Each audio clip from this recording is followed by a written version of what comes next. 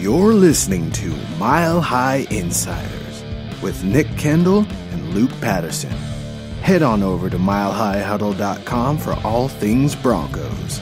Now, it's time to find out what's going on behind the walls of UC Health Training Center. All right, looks like we are in.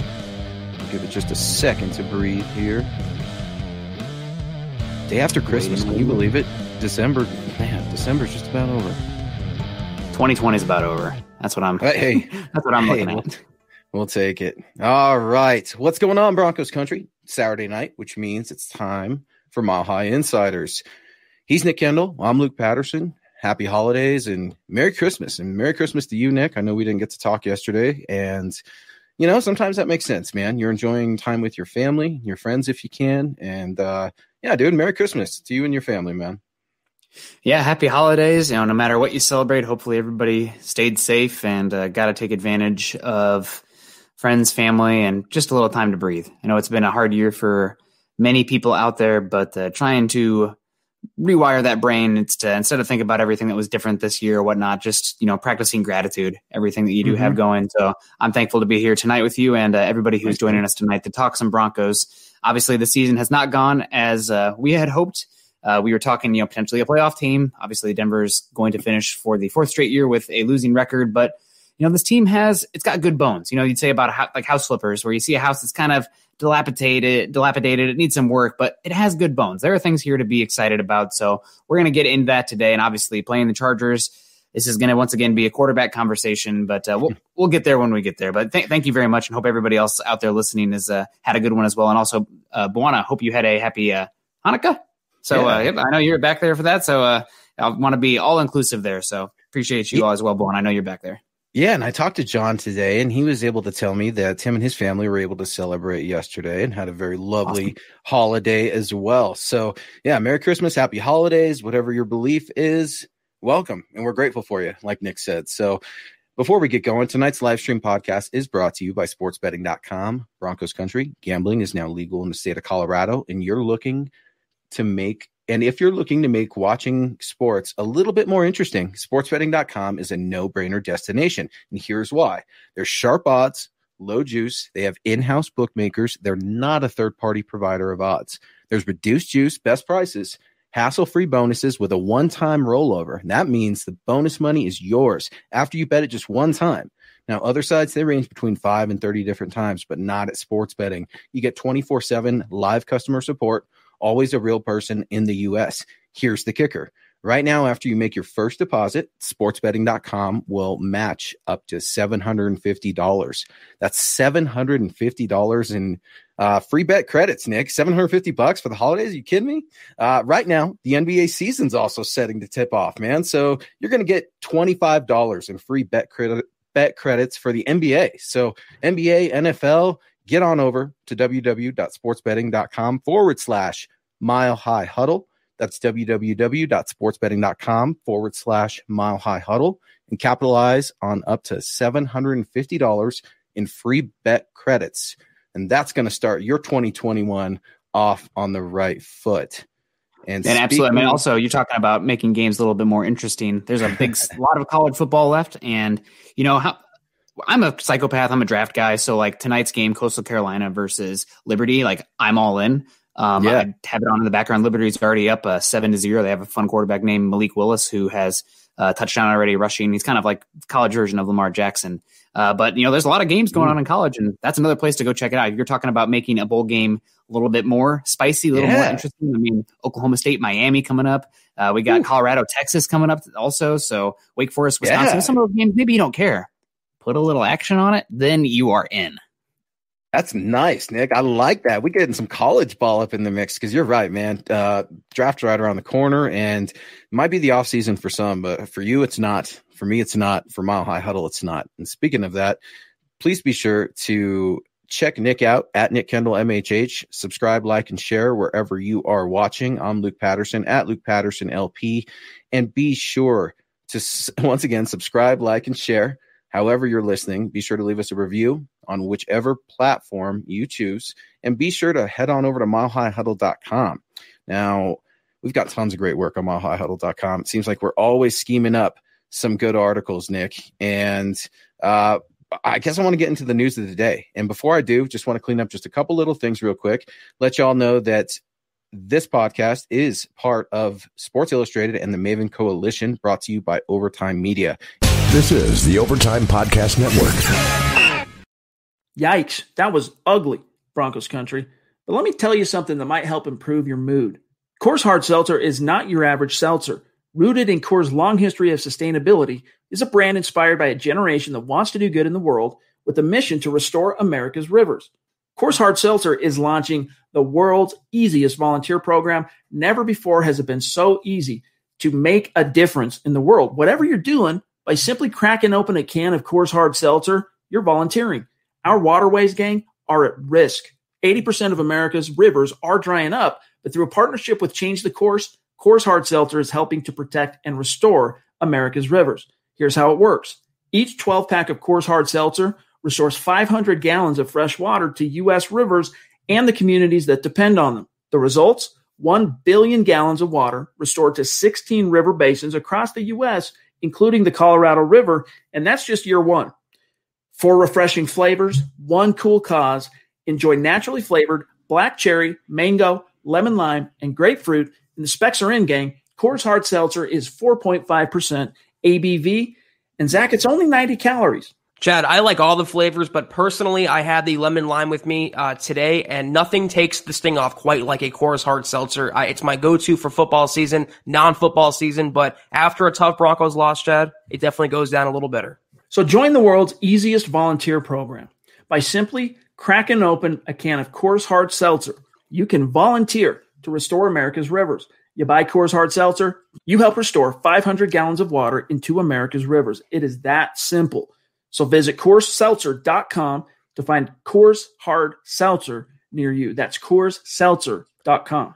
For every 12-pack sold through 8/31/2021, Coors will purchase services from Change the Course to restore 500 gallons of fresh river water. Details at CoorsSeltzer.com. Celebrate responsibly. Coors Brewing Company, Fort Worth, Texas.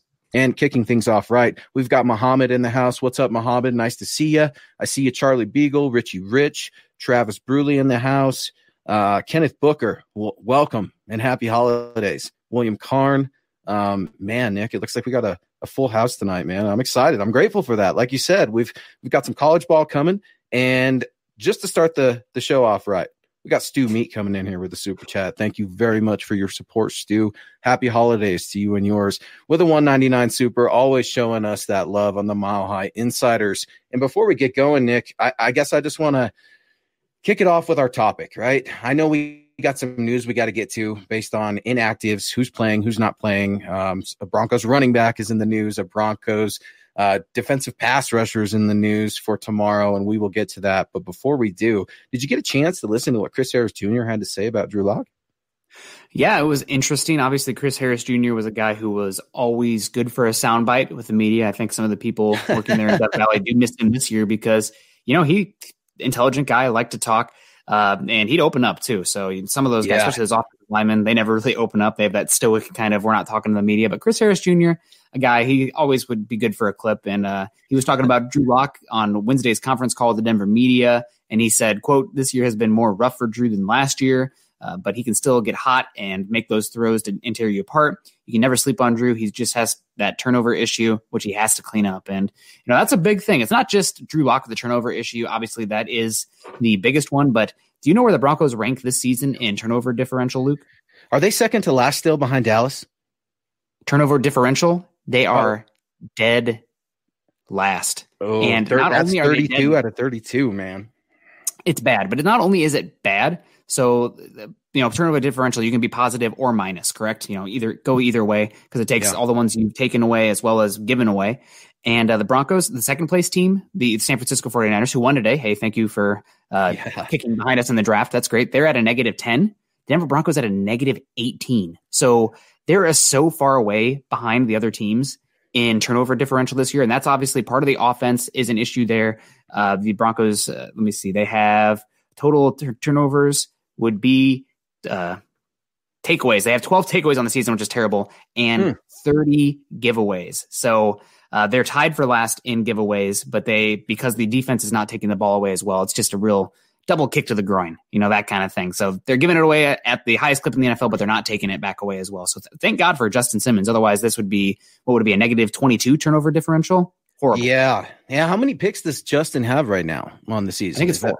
Yeah, I was going to say 4 or 5. Justin Simmons, Broncos Pro Bowler. Give it up for him, folks. Number 1 in your heart and number 31 on your programs, right? I think I said that backwards, but number one in my Twitter. Justin Simmons hashtag the Walter Payton Man of the Year. If you guys aren't tweeting that and retweeting that, you should be. But that's what I see in my Twitter account every day. I open it, which is beautiful. I mean, he deserves it. But that's great, Nick, because it's so cool to see that just flooding your timeline, right? When your news feed and you just see Justin Simmons, Walter Payton Man of the Year, let's get him there. It's so cool to see all the support he's getting because the guy's a gentleman. He's a heck of a player, and I hope he's a Bronco for a long time. Yeah, I mean, obviously it'll come down to the cash in the end, and he's going to ask for a $15 million a year contract. He probably deserves that, given the consistencies he's shown the last 2 years, the versatility he has, and because he's an A-plus leader on and off the field. So he's going to get that contract. Question is, are the Broncos going to pay him? We'll see. I know a lot of people I see on my Twitter, why hasn't John Elway paid him yet? Well, they literally can't pay him yet. Just because of how the tag works. Right. They have to wait until the offseason. But still, we'll see what happens. He definitely deserves the Richie Rich coming in here. He deserves Walter Payton Man of the Year. $15 million. I mean, that's the thing about contracts where in the NFL, it's not the best guy who gets the biggest contract. It's the next young talent that's scheduled to get paid. Like Dak Prescott, he's probably going to be not close to Patrick Mahomes, but he'll probably get the second highest paid contract in the NFL. Doesn't make him the second best quarterback. He's just next in line to get paid and market resets, et cetera, et cetera. And obviously with the sick little bug going around and the salary cap kind of being an unknown going for next year and going forward. I mean, is it 195 million? Is it 175 million? What does it mean for the years after? They borrowing from their future earnings? We're going to find out, but right now you just don't know. So it'll be interesting, but I thought there was some interesting comments from Chris Harris Jr. He also went on to talk about Justin Herbert as well. We'll get to that in a bit, but I think the big thing is Chris calls it like he sees it. Obviously, a guy likes to talk a lot, doesn't mind spicing things up with a hot take every once in a while, but I don't think it was too hot here. He's saying that Drew Lock does have talent. He can make some throws, and when he gets hot, it's great. When he's out there, he's not overthinking or holding on the ball too long or making a boneheaded read. He can get hot. He can make throws, but a lot of it comes back to the turnover differential. I mean, he's just not taking care of the ball, and it's not just the interceptions, it's the fumbles. And, people will point at that Patriots game. Well, those interceptions, he should have had 3 more touchdowns. But all that's big reason sample size is so big. All that kind of normalizes the more games you played. Because against the Bills, what do you have? 1 interception, 0 interceptions? Could have had 3 or 4. Dropped a bunch. In the Kansas City game, they dropped some too. So that stuff tends to normalize over more games. Yeah, well, and one thing that you constantly talk about that I like is context. And you talk about, what could have happened. That's very real. I mean, those were plays that were, dropped. The defender dropped the ball after already picking it off. And those are very realistic scenarios. A few pick sixes in there. And sometimes the football bounces your way, but got a little bit of chiming in coming from Charlie Beagle. What's going on, Charlie? Happy holidays to you and your family. Unless you're like a Rod Woodson level player, that's way too much money for a safety, in reference to $15 million for Justin Simmons. So it's hard to say. For me right now, but kind of navigating back to Chris Harris Jr. a little bit, the biggest thing I got out of those quotes, Nick, was respect. And that surprised me. I feel like Chris Harris Jr. showed some respect for Drew Lock, and that really took me by surprise. And, I'm kind of looking at it like, okay, this was his chance. I mean, you're exactly right. He's Strap Harris, man. He's got confidence. He's got swag. Talk about dripping in swag. Chris Harris Jr., he's it. And, it's too bad. It's a shame that he's with the Chargers, but you wish him well. Obviously not tomorrow, but that was a chance to get some low-hanging fruit with Drew Lock. And he's saying, look, man, the media, I get it. They've been giving this kid a rough go, and, sometimes deservedly so, but hey, he can also beat you. So we're not sleeping on this guy. So what am I taking from it? He respects Drew Lock, and Drew, don't throw at Strap Harris's side. The guy's already got an attitude and a chip on his shoulder a mile high. I do not need that man in a revenge game getting an interception from Drew Lock. And the Chargers depth chart right now at cornerback is pretty decimated. I mean, they traded Desmond King, who had some issues with them, but Casey Hayward's been dealing with injuries all season. After across from that, it's like Michael Davis and Brandon Facyon. They're bad. So if you can avoid Chris Harris Jr., you should do it. And this game, this game really stacks up to be one where there should be yards and points to be had because both defenses are pretty decimated. I mean, obviously the best pass rushers on both sides of the ball are going to be out. Joey Bosa is out. Bradley Chubb is out. You also have Phillip Lindsay's out for the season. So that's a big one as well. So, it's that time of year. Also, the Broncos are out. I'm all about, not actively tanking, but it's a lost season. And you have guys who you don't know about that could use some reps. I mean, we didn't have a preseason this year. This should be preseason. You should be out there trying to evaluate guys, getting guys reps, getting guys experience, and use this as kind of a first step, momentum towards once again competing in 2021. Yeah, well, and before we get to our supers real quick, hang on just a tight. I want to ask you about that because, I agree with you in the sense we talked about carrying momentum into another season. And I think we both agreed that it's tough to really get a good judge on that, considering you're going to have two different teams, two different sets of circumstances, right? So it's tough to say how much momentum is carried over, but getting youth experience, there's a complete difference there. Wouldn't you say? I mean, getting guys reps on an NFL field is a lot different than just winning out and hoping you're going to start winning again next year, right? Yeah, and I think also another thing is if you get some guy tape out there, they have something that they're like, well, it's all in theory until you see them on the field. Like people are really, even me somewhat, starting to bank on like, oh man, this Netane Moody guy might be somebody who can get out there. But it's just one game. And if we just, let's say Drew Lock didn't play any other games beside the Carolina game, we might think he's the best quarterback of all time. But, the other games matter. You have to get a bigger sample size. So if you can get guys out there, specifically one like Netane Moody out there, maybe some more depth at cornerback, maybe a Trey Marshall at safety, sitting Kareem Jackson sometimes, getting tape out there, getting them experience to so they can kind of figure out, what do I need to work on? Where are areas that I did not foresee being deficient in practice because, teams target you differently, different types of talents, different rosters. Where did I struggle and how can I get better going into next season where I can be a better football player and give myself a better chance to make a difference on this team? So that's kind of where I come from the specifics of playing younger guys, playing different guys, shuffling things up, getting experience. That way there's some tape out there, where you need to improve. And that's both from the individual player's perspective as well as the roster building perspective.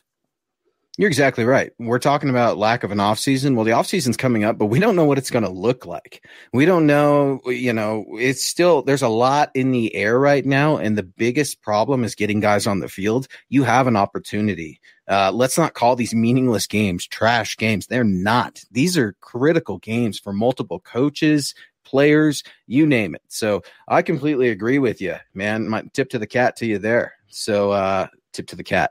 Get that for your queso. Trying to make sure your cat's feeling better, buddy. Let's get to some supers, John. We got Pabby coming in here, and I want to give Pabby a quick shout out. Everybody go look on my Twitter at Luke Patterson LP, at Nick Kendell MHH, John's, the Wannabes, get in there. And Chad Jensen. Pabby has been so kind enough to bless some of our staff with some handmade Broncos country, Denver Broncos blankets, man. And it just shows what huge loving woman Pabby is and how supportive she is to us. Thank you so much. You mean a lot to us. Pabby coming in with a $31 super chat. One thing I don't want to see one thing I don't want to see in tomorrow's game is Drew Lock throwing an interception to CHJ. Man, hope it comes true. I hope her wish comes true as well. We don't need any picks to CHJ, and Pabby coming in with the Go Broncos as always. Go Broncos, Pabby. Thank you so much. Man, Pabby doesn't want to see that pick. I don't want to see that pick. You don't want to see that pick. The only one that does is CHJ, and I feel like he's hunting. He's hunting for something. He's hunting for some get back. He loved that $2 million I saw in the comment section. Why are we paying him $2 million for nothing? Can't get that deal done. It's history. History is dead, but you know what? There's going to be that revenge factor with Chris Harris Jr. That's just the way he is, man. He's just one of those dogs. He's a dog. He's going to be out there saying, you should have never let me go at 31 years old. I love it, dude. If anything else, it's going to make this game interesting, man. Yeah, it's a really interesting storyline, but, players come and go. It's business at the end of the day. So he might take it personally, but hopefully the fans don't, and hopefully they have a little bit more perspective than that. If he does get a pick, that'd be for the narrative, but kind of is what it is. And I'm curious to see just if the Chargers can even generate enough pressure really to get that pick. I mean, say what you will about the Broncos offense this year, but Drew Lock's pretty good at avoiding pressure. And also the Broncos offensive line every single week has been playing better and better. Now, if you go to Facebook, you'd still think that the Broncos offensive line is the worst in football based on the comments. Really? But really, this line is, just Facebook can be a cesspool when it comes to comments. You just it's kind of like the news articles. So can Twitter. If you want to look at my Twitter, go look at my Twitter today, and you'll get a good sense of it. But no, I agree with you, man. That pass rush, you're exactly right. Because when you get no Bosa, right? You said Bosa's not playing, so that's on the decline this year. Jerry Tillery has been disappointing. Like Broncos offensive line should be okay, and also we have Richie Rich coming in saying the Broncos interior offensive line is not doing well. Cushenberry has been playing really good football. I think Vic just talked about him this week. Cushenberry has been playing close to league average, I think, since the Dolphins game. He's been improving. Glasgow, when he's healthy, has been okay. And Reisner, I think, has been playing a little bit better as well. And a lot of it has to do with Cushenberry becoming more competent, which I think you had to eat your vegetables this season with Cushenberry to kind of get the better play next year. It's the development phase for him that it's starting to bud, hasn't blossomed yet. Hopefully we can see that next year with Cushenberry. But I think that offensive line, it's playing pretty well. And this Chargers team even though they have 2 other first-round picks on that defensive line, they don't impress me. I don't think they're going to be able to get much pressure. And if they do, I think it's probably more so on the quarterback inviting pressure, not making the reads quickly enough, rather than the offensive line itself. That maybe outside of right tackle. We'll see about right tackle.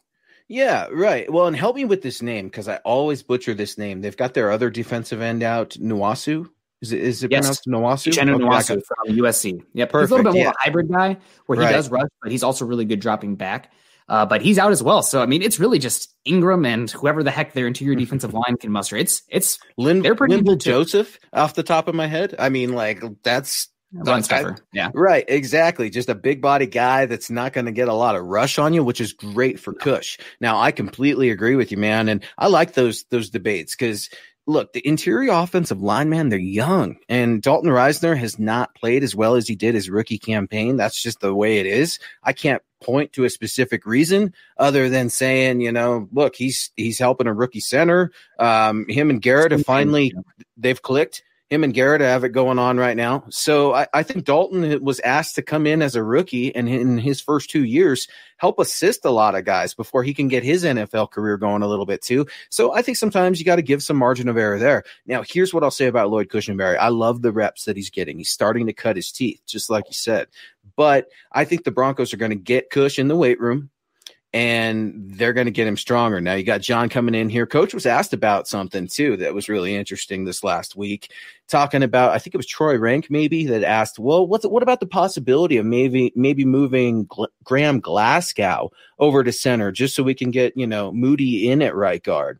And Coach was pretty much, hey, we're gonna see. He said, quote, he'll play if we need him to play. We'll see how Graham Glasgow is doing throughout the week. And having the versatility of a Graham Glasgow is nice, but I just don't see the Broncos taking a step backwards to remove Lloyd Cushenberry after he's already gotten so many reps. They gave him the little, the competition with Patrick Morris, if you want to call it that, in training camp. This is Lloyd Cushenberry's job. He's here to stay. I think he's a very intelligent player. I think he's a good guy based off of everything I've heard. So I'm happy with him. You just got to temper those expectations a little bit. I know we were so excited, including me, just a little too much optimism for a rookie center. But LSU, Nick, and we got SEC players on the roster right now. Okay. I'm excited. Give me a break. I'm excited a little bit. Okay.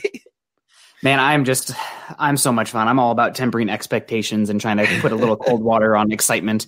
But that way you don't get hurt in the end. A little perspective can go a long way in that regard, just guarding yourself. But it'll be interesting to see what happens with the offensive line. This is the Overtime Podcast Network. We got Muhammad Badri coming in with the fist bump and a bootylicious pair there working out, trying to work off some of that lower after, I guess. But that's nice. Thank you very much, Muhammad.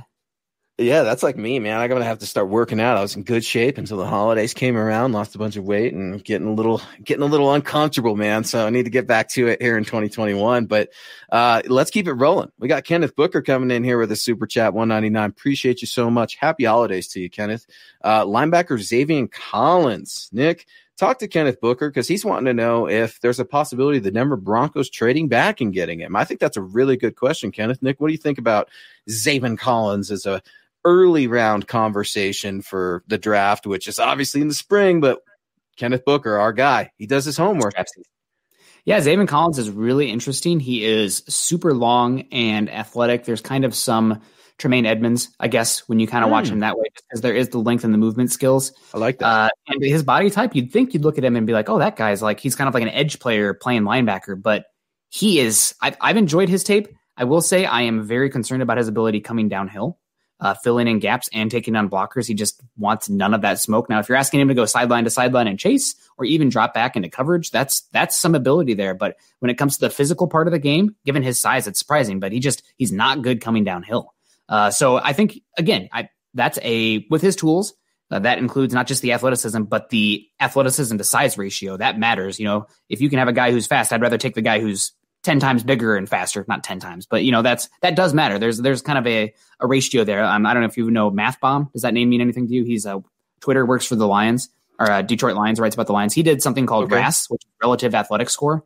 Okay. And that takes into account somebody's size as well as their athletic testing. So a guy who's 6'5", 250 that runs a 4.4 is going to be scored higher than a guy who's 6 foot, 200 that runs a 4.4. So definitely something there to think about. But we'll see what happens. I do like Zaven Collins. We'll have a lot of time to talk draft, but it will be Zaven Collins back into the first round. Maybe. I'm more of a day 2 linebacker kind of guy. That's where you're going to get your best bang for your buck every year. Yeah, no, I agree. That's a great question. I appreciate that, Kenneth. Thanks a lot, man. Happy holidays. And hey, John, if we could get that last one back up, that's one I would like to read. I think that's very important. We've got some folks joining us while they're working right now, Nick, and listen to us at your convenience, please. But we got Mark Knapp coming in saying, thank you guys so much. This makes an evening as a nursing home administrator. I look forward to this. And Mark, thank you very much for what you do as your profession and taking care of humanity. We're all going to get there at one point. We've all had loved ones in a situation of being in an assisted living, a nursing home. Everyone has had an experience with that, and can't thank you enough for not only your support, but for what you do as well. Go Broncos. So we can't disappoint. And speaking of not disappointing, know who never disappoints me is our guy, Richie Rich. Our guy, Richie Rich, is awesome because I'm constantly chatting with him all the time, and we're arguing with each other. We're bickering, and Richie Rich and I. It's never personal. I love that about him. We can disagree. It's never personal, right? Yeah, hats off to him. Yeah, and he comes out, man, and he comes out swinging, and I absolutely love it. So I got to talk about something that Richie Rich and I were talking about, and it's going to probably bother some Broncos fans. What'd you make of that run last week by Singletary with Justin Simmons? Now, I pushed back with my buddy Nick Ferguson, right? He said, Justin Simmons took a bad angle, and I'm like, you're a safety. Of course you're going to say that.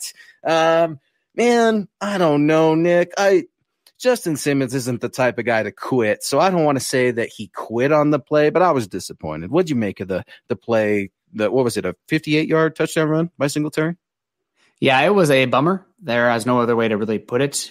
You can try to break into his psychology on that play, but the defense and the whole team was broken at that point. I think everybody was kind of ready to get off the field, which sucks. But when you are embarrassed like they were in that Bills game, and side point here, God, the dichotomy this season between the haves and the haves not in the NFL. I can't ever remember a season where there have been so obvious good teams versus bad teams. Now, granted, any given Sunday, still you have the Jets losing to the Rams, but still, I feel like Bills an obvious have, and the Broncos an obvious have not when it comes to 2020, and just is what it is. It was bad effort.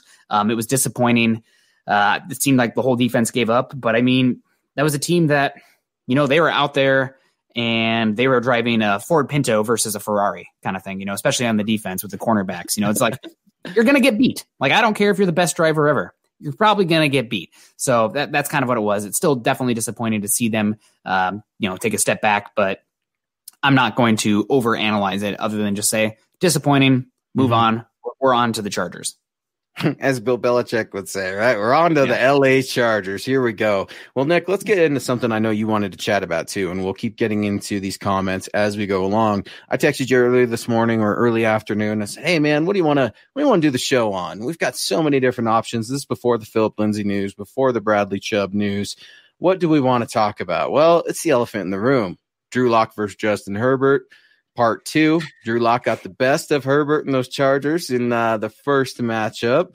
what are we going to be hearing? We're hearing the comparisons last week, right? Josh Allen, Drew Lock. Well, this week it's Justin Herbert and Drew Lock. What are your initial thoughts or opinions of this soon-to-be matchup here in just under 12 hours? This is the Overtime Podcast Network. Well, I think the first thing that we need to talk about is just the overarching theme that drafting a quarterback is an absolute shit show. I mean, I know we're not supposed to cuss on here outside words of the Bible, but there's really no other way to capture it. So, like, taking a quarterback, it's really unfortunate because you have 1 year where the Bears trade up for Mitchell Trubisky to be the first quarterback off the board, and then number 10 overall, you have the Chiefs moving up from 27 to 10, taking Patrick Mahomes, and I guess the rest is not history yet, but we're on a path for it being history for the Chiefs and that offense. And now you have the Chargers, who took the third quarterback off the board in this draft. And lo and behold, Justin Herbert, don't want to write off Tua Tagovailoa or Joe Burrow totally yet, but right now it looks like Justin Herbert, if there was a redraft right now, he would either go 1 or 2 overall. So Justin Herbert is a small sample size, but it's one of those things that's kind of like the Supreme Court when they there was I can't remember what exact case it was, but they were discussing pornography and they're like, you know what? We can't really define it, but when you know it, you see it.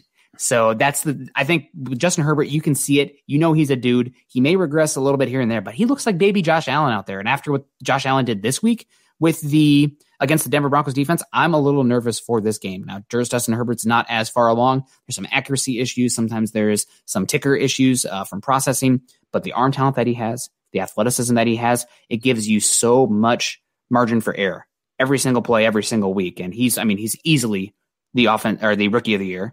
And he looks like a franchise quarterback. So that's a bummer for the Broncos, especially being in a division now with Patrick Mahomes and Justin Herbert and a team with no ownership. And, things are kind of starting to stack up. It's a bummer, but, it is what it is. And it kind of comes back in. And nobody was talking about Justin Herbert being a guy like Tua Tagovailoa or Joe Burrow. He was the afterthought where, there was some hype surrounding him, but he's he's a one-read quarterback. He can't throw anything besides 25% of his passes are screens. You know what? He had the mental makeup, he had the heart, and he had the physical makeup, and now he looks like he's going to be one of the top 10 quarterbacks in the NFL for the next decade. So it sucks, but when you got the tools and you have a team around them that can do it, and especially in today's NFL, I mean, if we're taking anything from the success of Patrick Mahomes, of Josh Allen, of Justin Herbert, those guys with tools, I mean, you kind of let them plot around early on, but if they figure it out, it's special. So, and that's something also people will be like, oh, Drew Lock, he's got these tools. It's not the same conversation. Like for an NFL, he's an NFL quarterback. Yes, of course he has some tools, but he does not have the athleticism or arm talent of a Josh Allen, of a Patrick Mahomes, of a Justin Herbert. So I just want to get that out of the way now. Mm-hmm. So it'll be interesting.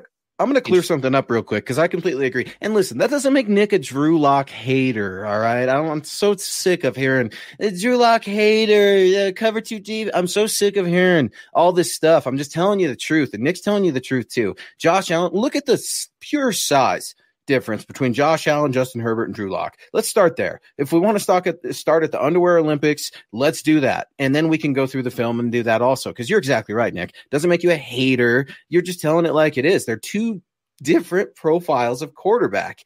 And the dirty little secret in the NFL, it's all about fit. And Justin Herbert, well, their offense, he's fitting right in, and he is their offense. They're working things around him, and they have those tools to do it. Now, I know Hunter Henry's not playing, but when you got guys like Keenan Allen, Mike Williams, you got Austin Eckler back, you're able to start moving those things with Justin Herbert. And Justin Herbert doesn't, personality-wise, strike me off the charts. I've heard some rumors in the scouting community. He was kind of an odd duck, no pun intended. Yeah, no pun intended, being from Oregon and stuff like that. But, yeah, you like that? And then you like that. But, when I was at the Shrine Bowl last year, Nick, guys were talking about this kid, man. They're this Oregon kid. They're like, we're not so sure personality-wise, but, man, he has got the tools. We think he can command an offense, so much so that I heard whispers about the Bengals kicking the tires around a little bit on this cat. So he is the real deal, Nick. You make no bones about it. You're exactly right. If it looks like a duck, quacks like a duck, it's a duck. And that duck, that Oregon duck, man, he's going to give everybody headaches. And Vic Fangio, man, he's in love with Justin Herbert. Won't give Von Miller ever any credit, right? Won't give his guys ever any credit, but he loves Justin Herbert. That's for sure. Yeah, no, it's it's a bummer. The Broncos are in a really tough spot, and everybody keeps saying, the Saints game was at rock bottom.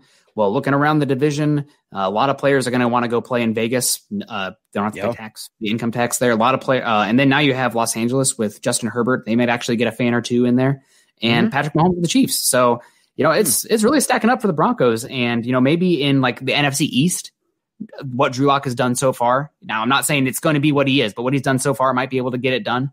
But in this division, it's what he's shown so far is not good enough. Now, that said, Drew Lock is not a finished product yet. There are tools, there are reasons for optimism, but still, he's got to get better. He's got to protect the football. I mean, God bless. If it's not interceptions, it's fumbles. So, what can you do?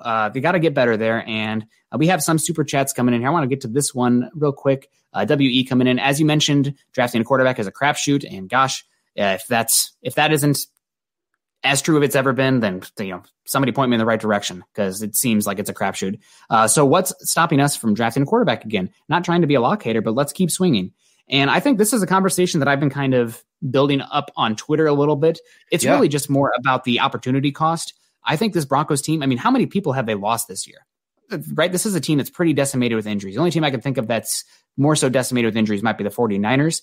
And the Broncos are going to be picking, 10 to 15 range. I think that's a pretty safe bet. We'll see. But 10 to 15 would seem about right.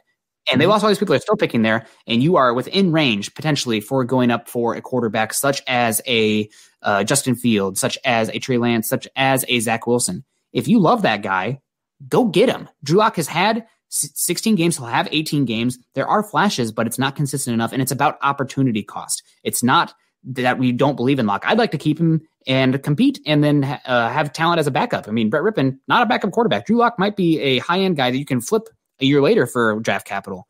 But if you love Trey Lance or Zach Wilson or Justin Fields, I think you have to at least pick up the phone, right? Like, because if you don't have the guy, if you don't know that you have the guy, you have to put in the work to find if there is potentially out there. Because if you can't bank on maybe.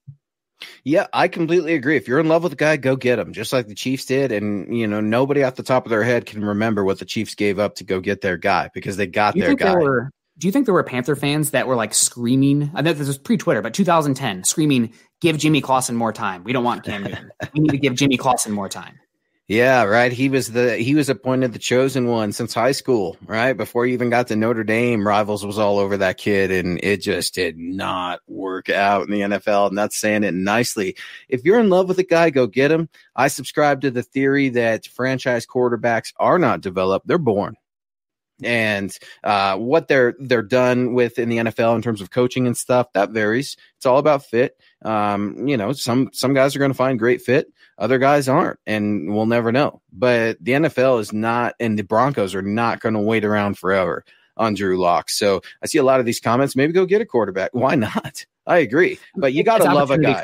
In this class, I think this class is interesting where people are sleeping. I think people are actually sleeping on how good a prospect Zach Wilson, Justin Fields, and Trey Lance are, because they're the generational quarterback, this is only the fourth time in history where you've had this level of prospected quarterback. It's been John Elway, it's been Peyton Manning, it's been Andrew Luck, and now it's Trevor Lawrence. That doesn't make the guys underneath them bad. Justin Fields might have gone number one last year.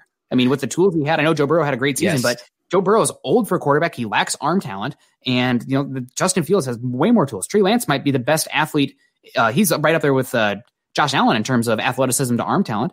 And then you got Zach Wilson, who's been killing it this season. So I'm not saying you have to go up and get a guy, but if Drew Lock, let's say he plays his mean for these 16 games over the next 2 weeks against two craptastic defenses, in the Chargers and the Raiders, you have to at least put in the work.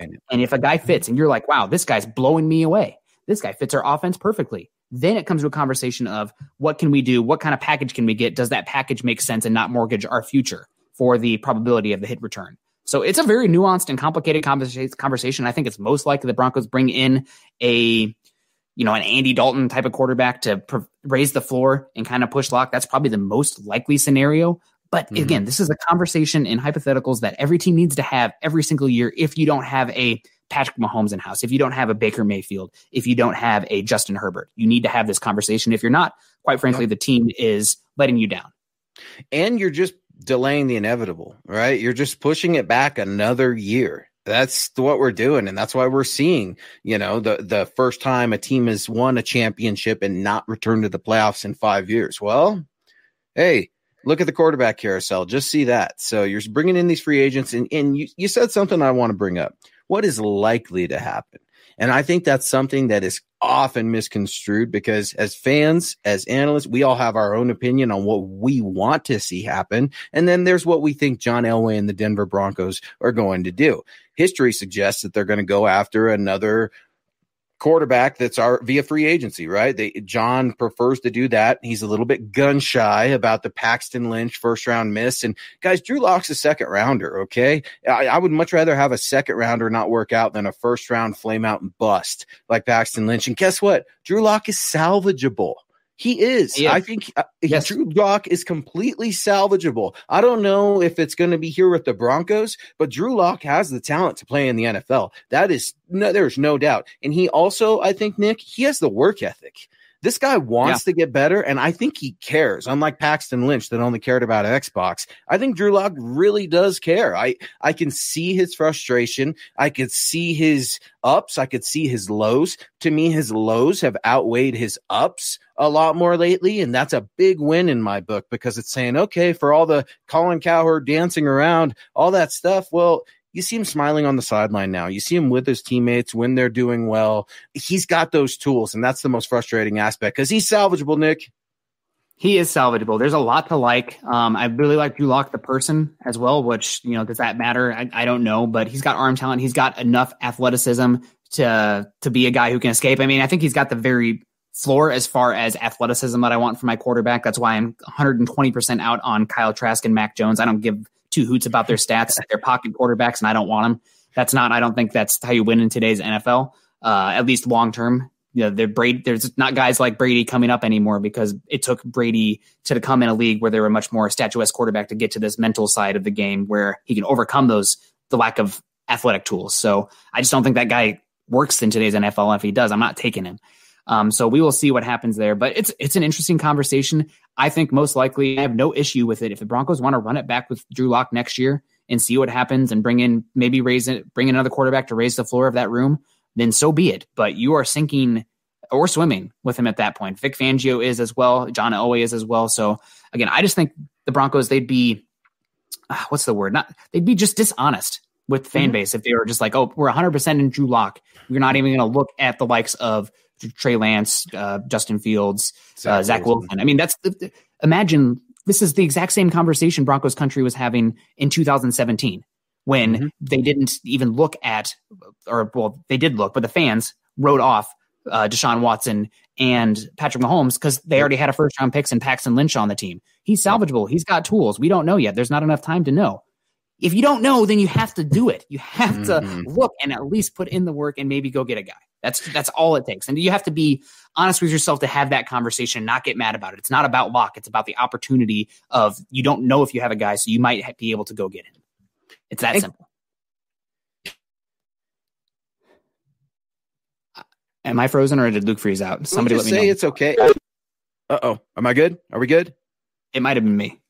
All right. Well, we're good. Before we get back to the Chargers, I just want to say this to you real quick.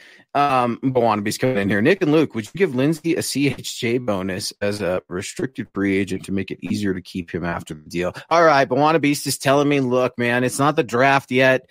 Shut up with all that, and let's get back to the news of the day. I appreciate you, John. You got to keep me on task. Bawana always keeping us checked in. Obviously, the news of the day. Philip Lindsay placed on injured reserve. He's got a knee and a hip that's been bugging him. No surprise for everybody, right?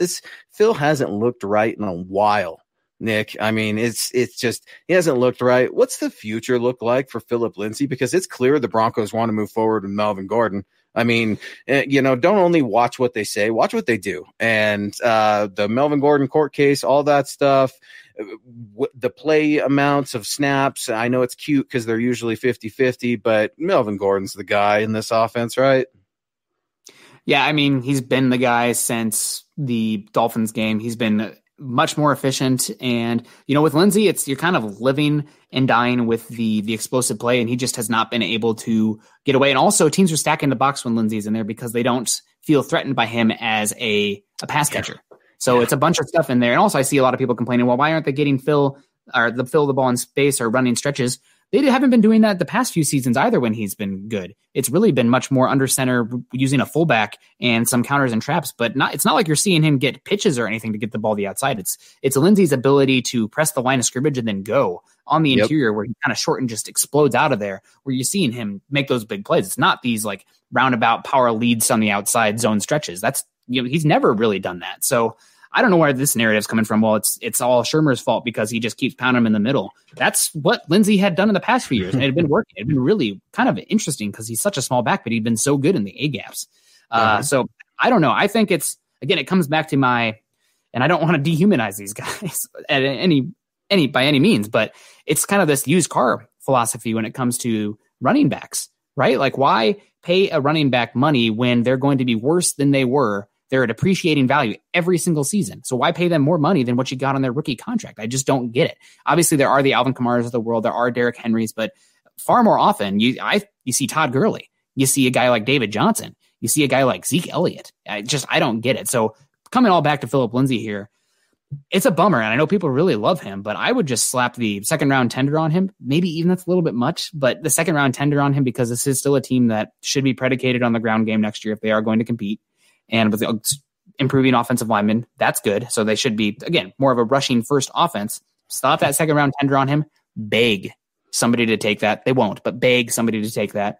And if not, you got him for another year, and you can kind of see where they won't. No, I mean, if you're missing one guy, a second round running back, I know that's high. I know that's high for you. I know it's high for you and I. But look, man, the Chiefs took freaking Clyde Edwards-Helaire and shocked us all. And how's that working for him now? Doesn't really matter that he's hurt, right? Because you got just a loaded offense. We can't have Kansas City problems like everybody else.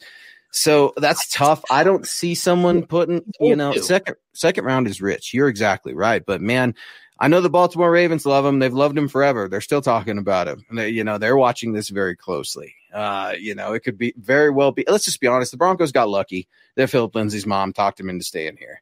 That's just it. They got lucky with it. Otherwise, they would have drafted him. Watch what they say, not what they do. I don't think Pat Shurmur's in love with Phillip Lindsay. I don't think he's in love with Drew Lock. Just listen to the way he talks about them both. And then listen to the way he talks about Melvin Gordon and everything else. It's just, for me, it's watch what they do, not what they say. And it's a wrap for Phillip Lindsay, at least in this season. And I wish him nothing but the best. And I feel there needs to be the players union. They need to come out and change running back contracts for the CBA, because these guys are coming in and it's the system. I mean, you can blame teams for doing it, but I mean, they're just taking advantage of the system where they're their best when they are rookies. And the Dolphins are the Ravens used a second round pick on J.K. Dobbins last year. I don't think they're going to use a second round pick on Phillip Lindsay. So would you rather have a Phillip Lindsay and J.K. Dobbins and a Gus Edwards and Gus Edwards? I mean, dang, see you later, Mark Ingram. It was great while it lasted. Have fun going to the Bills or some other team that's going to use a running back like, Frank Gore. Go to the Jets and work with him. I don't think it matters for the Ravens. Their offensive line is trash this year. They're bad. It's tough. You're right there. And they haven't replaced Marshall Yanda as well. So you could have Saquon Barkley back there. They're still going to have issues because of the offensive line.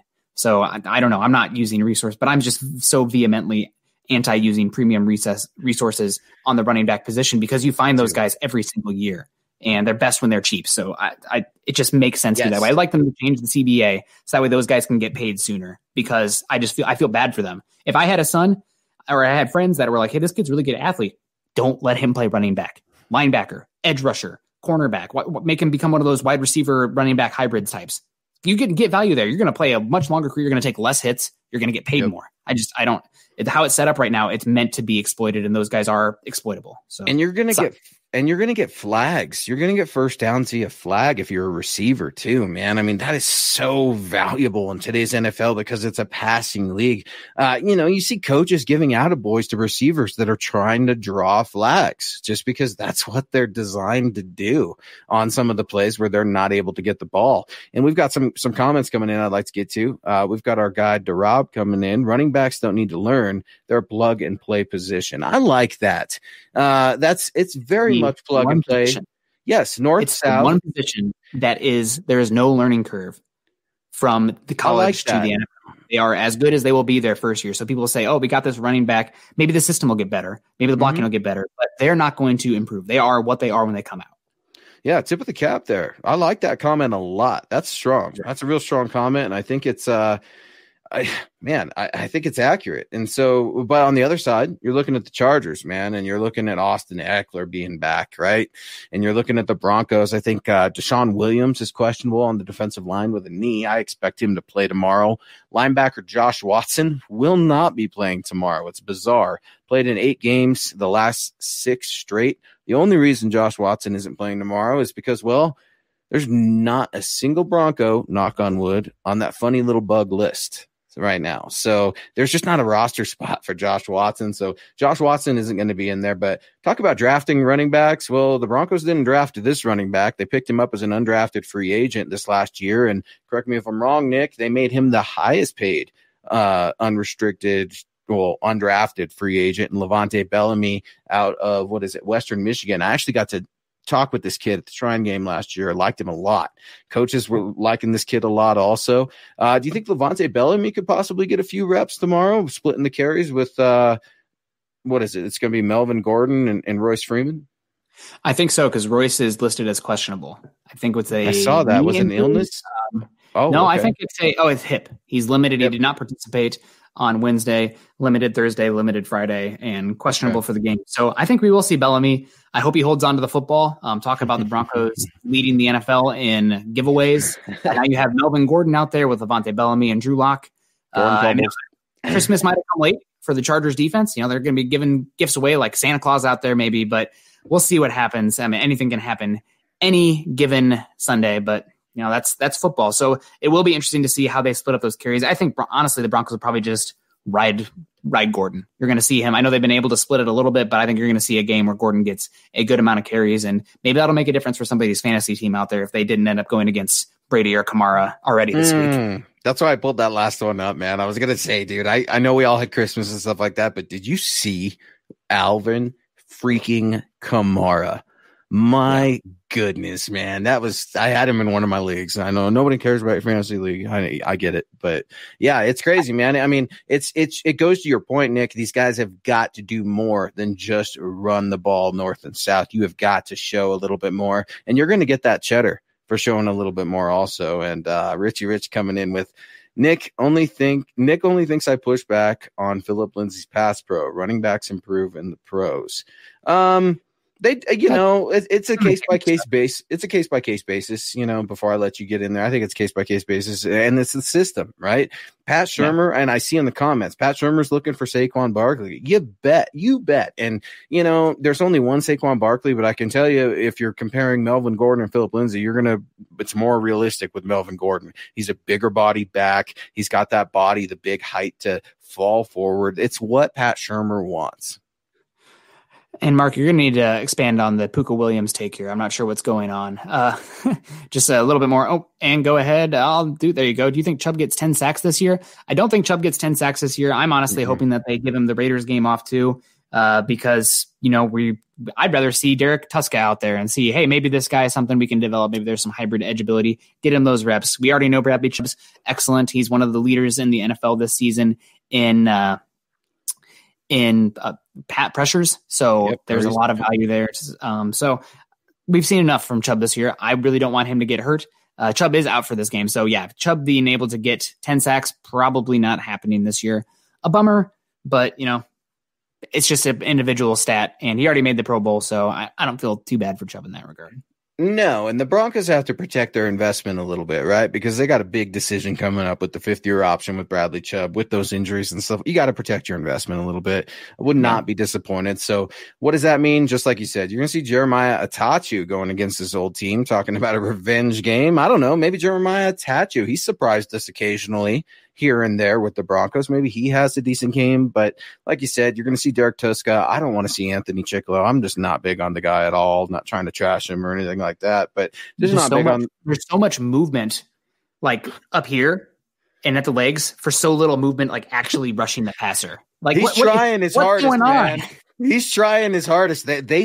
Josie Jewell thinks he's slow.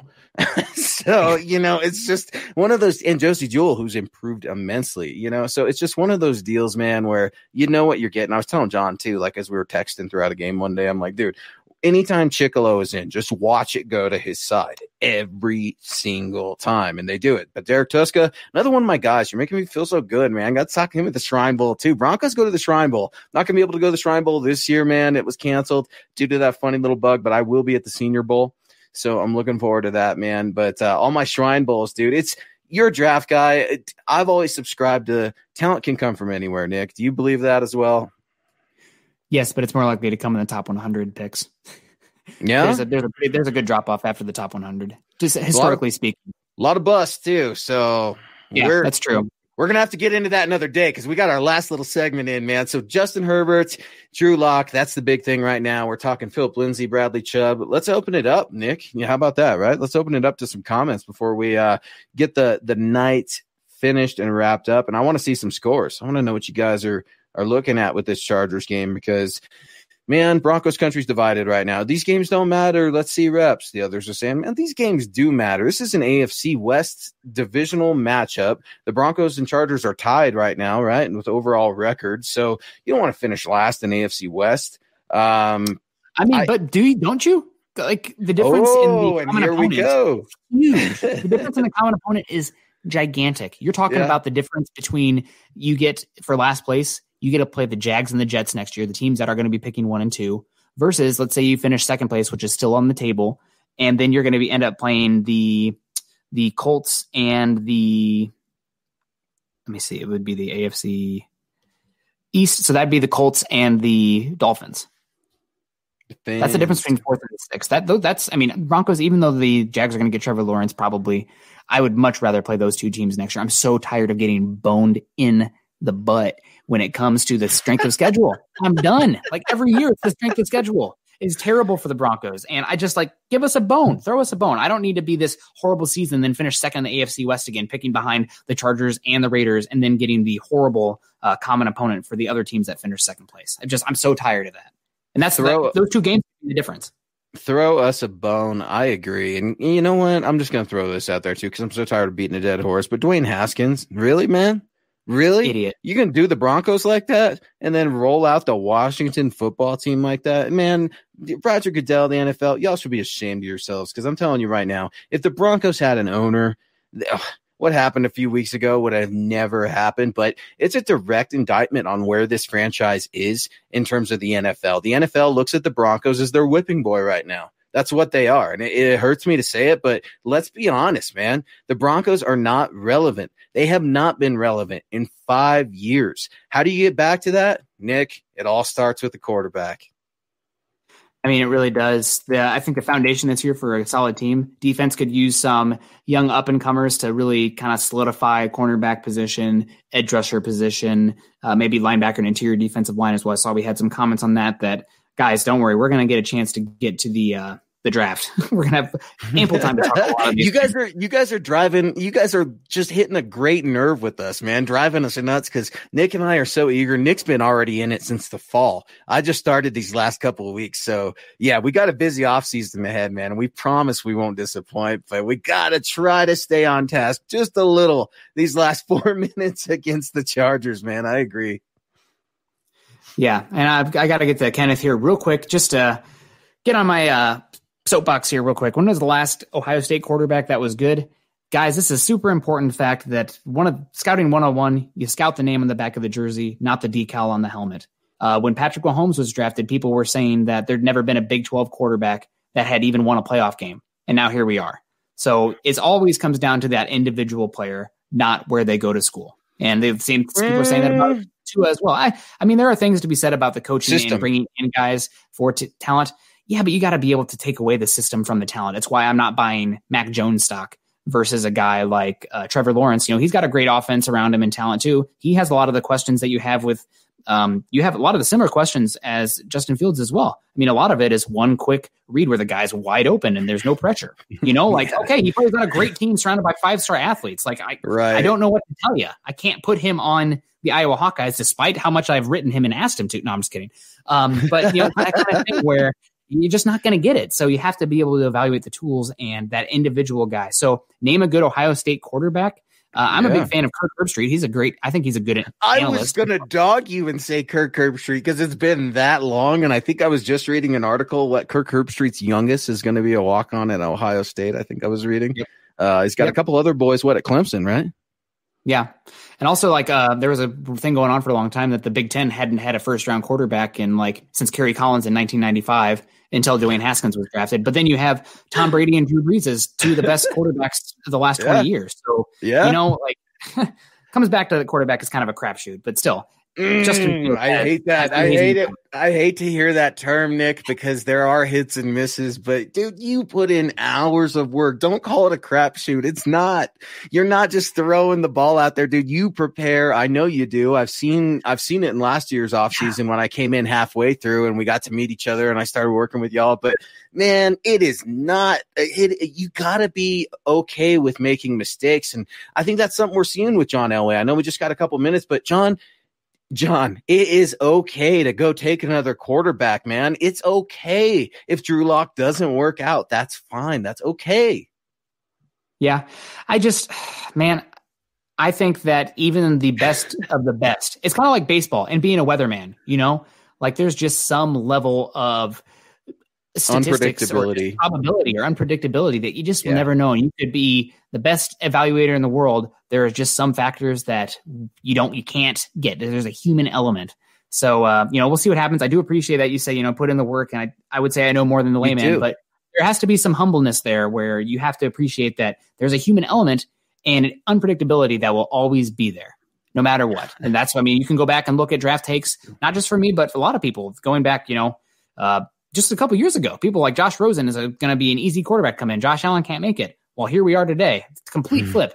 So you have to live and learn and kind of grow from that. Did you see that guy out there today? Did you see him on the sideline, Josh Rosen, the 49? I couldn't believe it.